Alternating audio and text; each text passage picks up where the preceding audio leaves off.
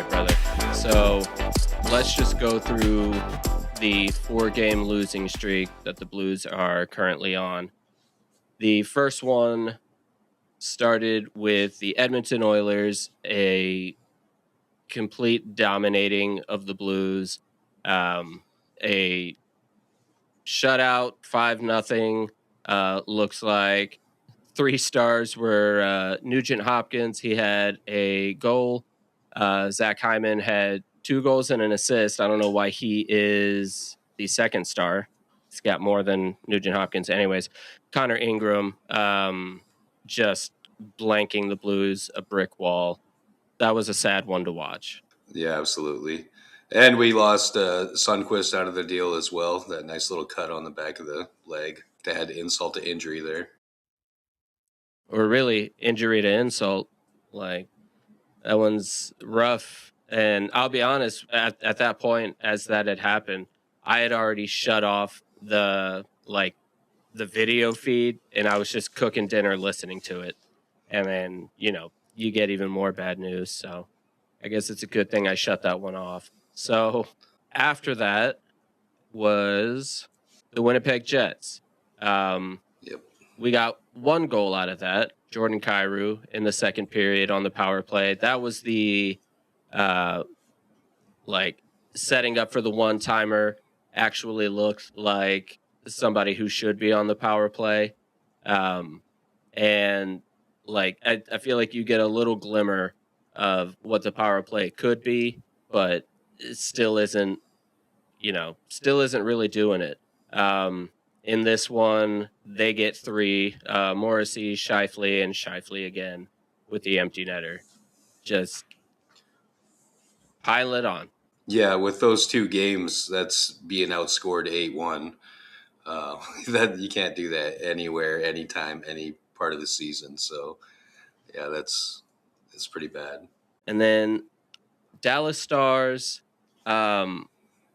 the Blues actually, they make this a close one. Wyatt Johnston scores in the first. Dalibor Dvorsky ties it up.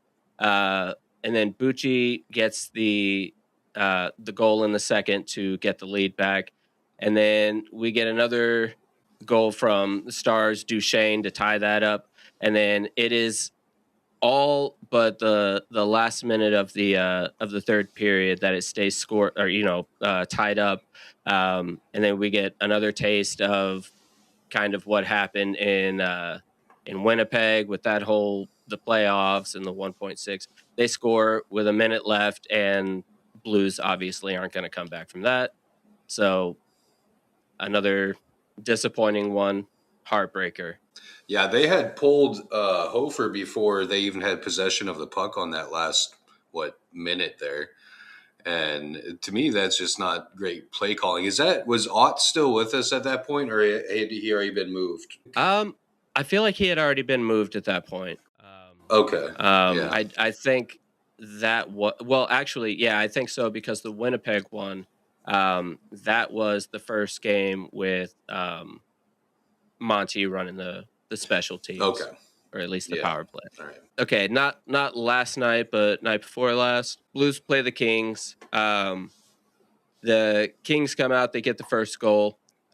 Second period, they get another, and then Dvorsky, Shen, and Kyrou all get goals. And then, of course, they give up one. Going into the third period, you're looking at 3-3. Trevor Moore, he gets a goal, and then it is down to, what is this? A minute or so. They pull the goalie, which, like you were saying, almost never works for the Blues. And Jordan Kyrou actually gets the goal to put it into overtime. Now, they go through all of overtime scoreless. Also not something that normally happens. So if you're looking for silver linings, there you go. But when are they going to happen again?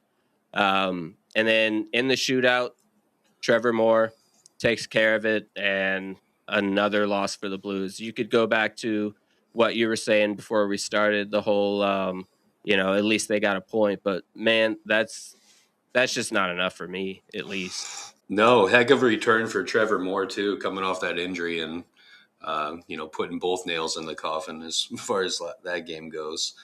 But offensively, that was a better game. Like it was spread out a little bit, so that was nice to see. You had action from all levels of the team there, but at the end, it's still a loss, like you said. And shootouts, I love them, but it's unless you have. Well, Kyrie was on his game that night, but we don't have a lot of snipers like that, so it doesn't really help us when we go to a shootout. Yeah, we can talk about Kairu there. So, and it doesn't even seem like it was really the entire game. It seemed like he turned it on, I would say halfway through the second, and he was out, like out skating guys, dangling, doing his whole thing.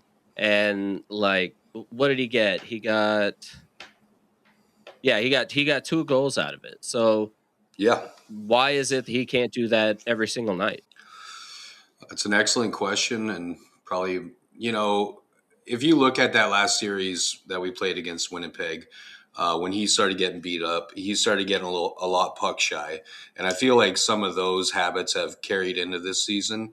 If you kind of watch him, he shrinks up a little bit around the play, and I guess when he's feeling good, it's not that, but on a day-to-day basis, I'm watching him shrink up and kind of get away from the puck more than anything instead of being on it like he should be. That is true, but I will say in this small period and a half that we saw like the Jordan Kyrou we should be getting all the time, I saw him throw a hit. Like I Yeah. I don't know what it was. I don't know what was said to the kid, but like, can we get that consistently? Does he? Did somebody say like Thomas is about to be traded out of here, or hell, you're about to be traded out of here? So like something's got to happen. Um, I want to know so bad like what happened there, and if he's if that was just a good game, or if he's like turned it on and he's about to do some crazy stuff. As a fan, you hope he's about to do some crazy stuff. Right. And that does seem to happen when you have key guys like Thomas drop out for due to injury or whatnot. You see somebody step up, whether it's like Cairo or neighbors or something. They start finding the back of the net. Just I guess maybe it's more ice time too, so that probably helps out a lot. But yeah, it's you're not Yeah, wrong. you That would think period and a half. it's yeah. You want that to be um not a fluke, not a random thing. You want that to go forward. And speaking of going forward, there are 5 games remaining before the Olympic break. Um and the first one is up against the Stars, who, you know, we actually had a pretty good game against. I was Um going to say we played pretty so, well against them. yeah. So, do we think we can do that again? Do you think Kairu, turns it on and, kind of leads us through? Because I would love to see it. I would love to get, just something going, some momentum. Yeah, you made a good point in one of your last videos saying usually the second half they turn it on and we see something happen, but we're kind of well into that second half now. And yeah, the Olympic break is coming up. It's a little longer than the Four Nations break, obviously, but I feel like a little breather might not hurt the right people on that team. Yeah, definitely agree with that because, they came out of the Christmas break, which was what, 3 days? Like they they have spurts in the schedule where they're off just 3 days. And it did seem to help, but obviously, what, for 2 games at a time? Because it seems like the Blues can never, get to that third game. Um, but in this this little stretch after the Stars, we've got the Panthers, who, are above 500. Blue Jackets are above 500. Predators, slightly above 500. And then who caps it off? The Stars. So, do they try to get some? confidence from the stars and try to just plow through these guys. Because I mean, if you can rack up points, and I say points, but we should demand more. If you can rack up wins in these last 5 games, and carry that momentum into the break, into post break, then I don't know. I think you can really feed off of that, but I just don't know if I see that happening. I don't see it happening, just due to the fact that we do have the pieces on the right night. You'll see the offense show up. You'll see the defense show up. I mean, we actually played a second period in that last game against the Kings, and that's kind of unlike us. We're usually just there for the Right. first and third, but they showed up, and if we can get that more consistently and play all 60 minutes, then yeah, we might have something there. But we cannot continue to show up and not give a full effort on all 3 periods. Yeah, I mean, and a lot of time, um, it seems like if you go back to any of the you have a 2 game win streak, and you're going into your next game, like they don't even show up for the first period. Um, you go to like one of the game, Washington, the game against the Bruins, even just recently with the Edmonton Oilers, like you just don't show up. And I mean, even if we can, I guess, kind of go off track here, the penalty kill has been awful. Like it has Oh yeah, been, I've said it before, it's been the beginning of the end in multiple games now. Um, now, I think that's with both Bennington and Hofer. So like that's not a goalie thing, which we can get to that too. But it's not a goalie thing. It's simply like the play in front of it. So if they can get that tightened up, which honestly they had a pretty good penalty kill against the Kings, I believe. Let me see here. Yeah, they killed off 3 penalties. Um, and obviously that's with Hofer, but again, like you see a lot of good things in that Kings game. Braden Shen gets the power play goal. Like that's kind of what you should get. Obviously, like you want to finish that, but I don't know. I don't know, man. This team's breaking my brain, and I'm tired of it. yeah, no doubt. We play Dallas tomorrow, and then I'll be at the game on Thursday against Florida, so that should be Oh, interesting. nice. They've kind of had a checkered run the past 10 games or so, though. But then they'll win, 9-0. It's like okay, or no, actually they Right. got beat 9-0 or whatever it was. Yeah. So, going outside of the schedule and all of this, I talked about it a little bit, but I kind of want to get your thoughts on it. Steve Ott going to the Springfield Thunderbirds. Um, I think there's several things to it. People are making stuff up based on good evidence.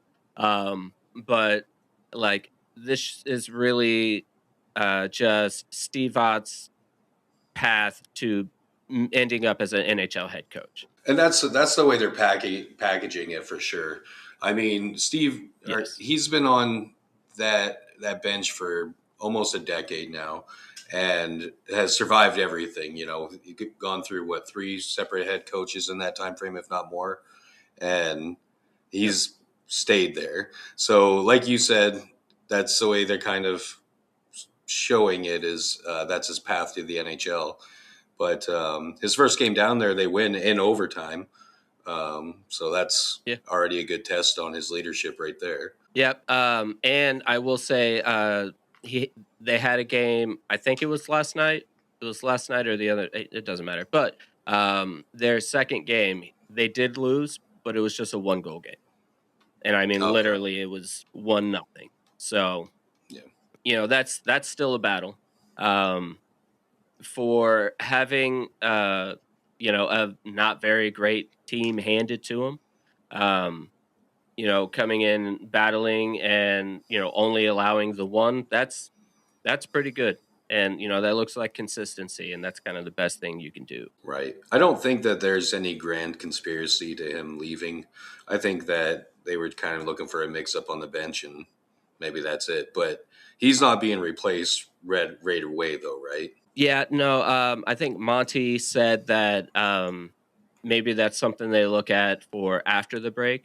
But like, you just got to think this team, just with the way we've seen things go, we can kind of assume that nothing is going to happen this season and probably for a couple of seasons after. Um, and so you kind of want to, like, he wants his shot. He wants to be an NHL head coach, or at least that's kind of what this shows. And so let's let Monty take care of it. You go off, you do your thing. Fly little birdie fly. I Right. think that's kind of the way it is. Which good on Armstrong. Armstrong is very good at like putting people where they can succeed if it's not going to happen here. That's true. Yeah, I wonder when his decision making stops. That's got to be coming up pretty soon. Yeah, I hear that it's just a super slow transition that even next year with Steiner taking over the role as GM, um, Doug Armstrong is still going to be president of hockey operations. That all seems a little, you know, what's the word? Like complicated to me. So like who's Yeah. really making the decisions, yada yada yada. But I have thought about, and this is kind of getting out there. I have thought about, does Tom Stillman try to do something, or does he just leave it up to uh Army and Steiner? I don't know. I Do you haven't think he even would thought hire about outside that. help? The Blues are really good about keeping their guys in the organization and then bringing ones that have left back in, right? Uh, True. and we saw that with the Hall of Fame ceremony there. Just all the classic guys that have been around and probably been a part of the front office at least some point in their career that continuously have that cycle now that we've been around for a few Right. decades, and now we have those guys that have been through it, have fought the wars, fought the battles, and now they can bring that experience to the front office. So I think having those familiar faces around probably goes a long way with Army. And not saying like it's good to have all gray hairs on the bench, but it's working out. So Yeah. Well, I mean, that really is, I guess, the bane of my existence. It's like just being in the dark, not knowing what's going to happen, if there's going to be a move, if we're just going to like stand pat, like w- what is happening.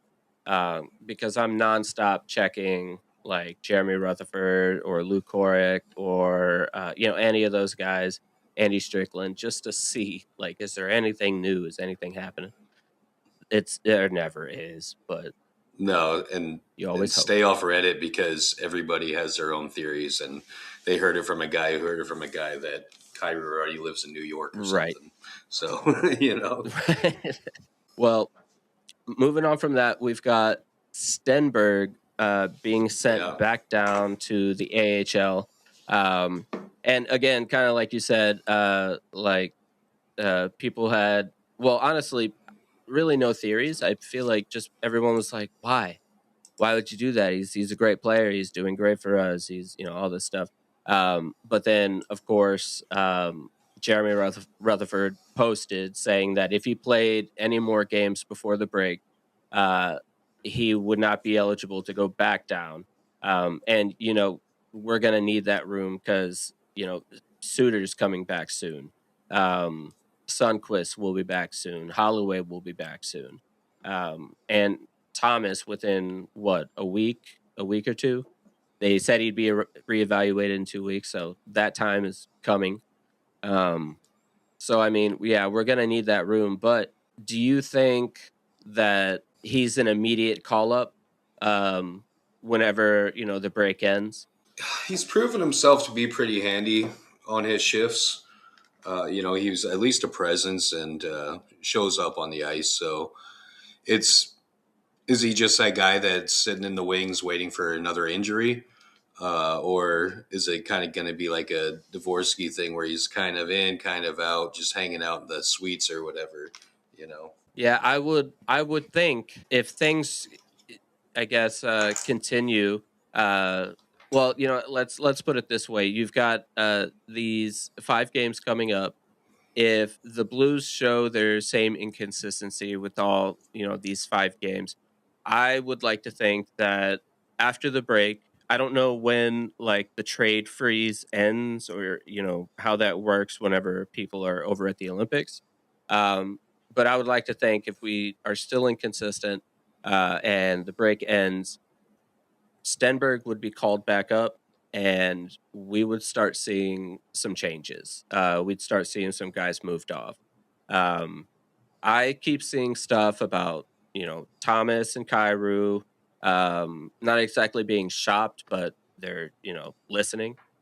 Um, and I've seen things about, Shen and Falk. So, like, what do you think? Do you think we see moves? Do you think, um, nothing really happens? What do you think, buddy? I think that we're going to need the cap space if we want to make some moves. So, you look at Kairu, Booch, and Thomas, they're all heavy, heavy contracts. Um, I don't, well, even with Falk, or, he's the only one that's worth a trade right now, too. The rest of the bunch is kind of Agreed. not there. Or you're gonna I've and you can throw Bennington into the mix now too because his name has been brought up a bunch. But I've heard a rumor that you get more for goalies in the offseason than you do before the trade deadline. And given that his performance this season has not been stellar, he probably doesn't, his stock probably isn't very high until we see something at the Olympics, perhaps. And then maybe that's a golden opportunity to move him, get some room on the books, and make some other changes. I agree with that. I do want to touch on the Olympics with Benner. However, you're talking about cap space. Something that kind of looms in the background is that I'm pretty sure Torrey Krug is still on. Um, that like we could totally use what is there because he's on long term IR. He's it's very likely that he just doesn't play anymore. So Right. why do you think we haven't like tried to do anything with that just yet? Or do you think moves like Berggren and Fabry and stuff are kind of dipping into that tank? No, it's a. I know that we get an expansion of the cap, so we're going to get a little room anyways. League wide, they get. I'm not sure what the percentage is. As But it's far as going up like, via the CBA. yes, yeah, exactly. When it comes to the other players that you mentioned, I mean, are you trading 3 guys for one in a draft to some guy, flash in the pan from Chicago or something? It's difficult right now. And if are you going to retool or are you going to rebuild? Because that's your biggest difference is you get rid of the core and totally rebuild, or you just retool. You find the guy that nobody's talking about in the WHL or something. It's difficult to say, and I guess that's why Army and those guys make the big bucks because Yeah. So let's. Yeah. I want to make sure I don't forget. So do you think Let's say Benner goes into the Olympics and he's just lights out. Um, do you think right after that you would see? Well, for one, not just any team, but do you think you would see Edmonton um, try to pick him up, knowing that if a good team is in front of him, he can do what he says he can do? I understand. Let me preface that real quick because I've heard that Edmonton is on his no trade, but he can still. I assume he can waive that, um, given he knows what's kind of not happening here in St. Louis right now. I mean, Edmonton is our favorite dance partner. We've made a bunch of trades with Right. those guys, um, but with Bennington, coming back, let's say he did great in the Olympics and won the gold, right? Um, you watch that game with Edmonton. the last one here. McDavid shows no mercy when he's coming at Bennington in the net, and almost felt like a little disrespectful the way he was beating him up in there. And is that like a thing saying I don't want this guy on my team if he can't even stop my backhand or something? You know, like it's they just went through that with the what's their last goalie there, Skinner. I mean, they Mm, his story is very similar to Bennington's, right? Just minus the cup, and he got chased out of Edmonton. Edmonton's a hard town to play for, and you know, especially in a goalie's position. And we can touch on Allmark's situation too, um, because yeah. lots of stress on those boys. And I don't know if Edmonton would be even interested, to be honest with you. I mean, who does Edmonton have right now? They got the guy from what's his name, Yuri from Pittsburgh, but he got injured upon arrival, and so Are you serious? I Oh, I forget. didn't know that. Yeah, yeah. Tristan Jarry is who they got, and I think Connor Ingram. That's right. Yeah, I'm pretty sure Connor Ingram actually has done well in net for them. So, well, yeah, we Yeah, yeah against us that's for sure. who. Yeah. Yeah. So, I definitely wonder, what will happen there. The wonderful world of the NHL. But like you were saying, the Allmark thing. So, um I hope I say this right. Is it Linus? Is it Linus? Linus? Yeah, I look at it Allmark? as Linus. So yeah, Well, I gave everybody three. Take your pick. So with Allmark, he has come out and addressed his leave of absence. So obviously, whenever he went on leave, like the internet just ate it up. Um, it like a lot of people, starting rumors about like him having an affair and like all of this stuff, and it's like um, the internet is a dangerous place, but you saw interviews with Brady Kachuk where he did not hold back. Um, and then now you've got Allmark. Like, there's a whole video from TSN where he's like explaining himself and all of this stuff.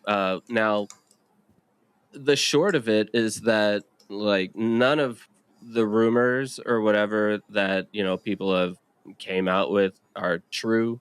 It's basically he like has just had some mental health stuff.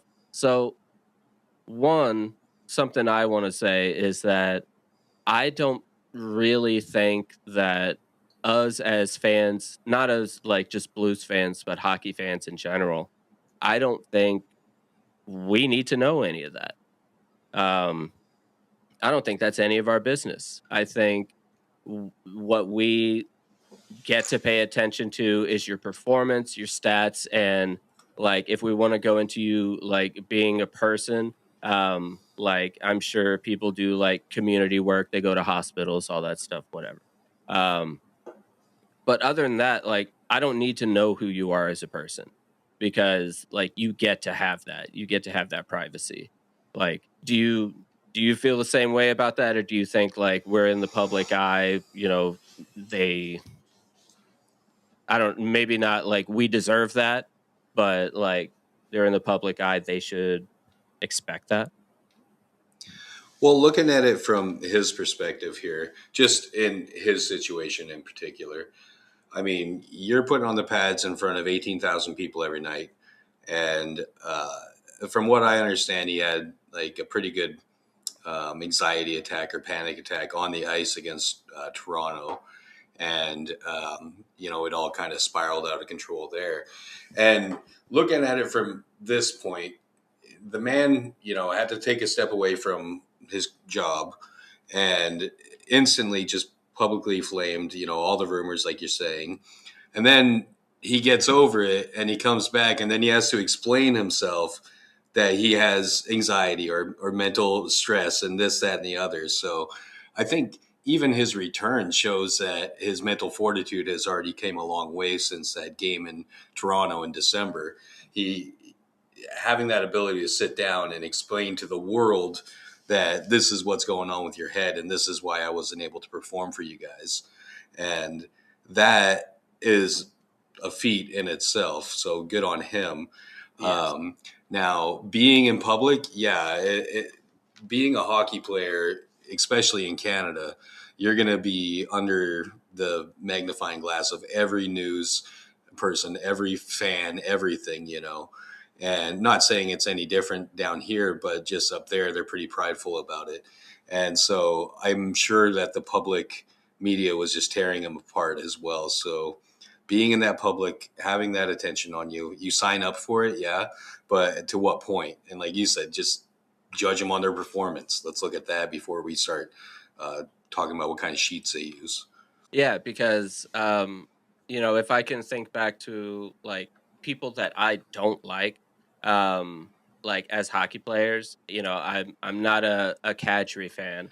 I'm not a Patrick Kane fan. I didn't like Jordan Tutu, but like them as PK Subban. people, oh my, yes, no, that is one. Um, Yeah. but them as people, um, like whether they are good or not, I don't care, because that's not the part of them that I'm a fan of. It's like, what did you do on the Right. ice? What did you do to help the team? Like that's all I care about.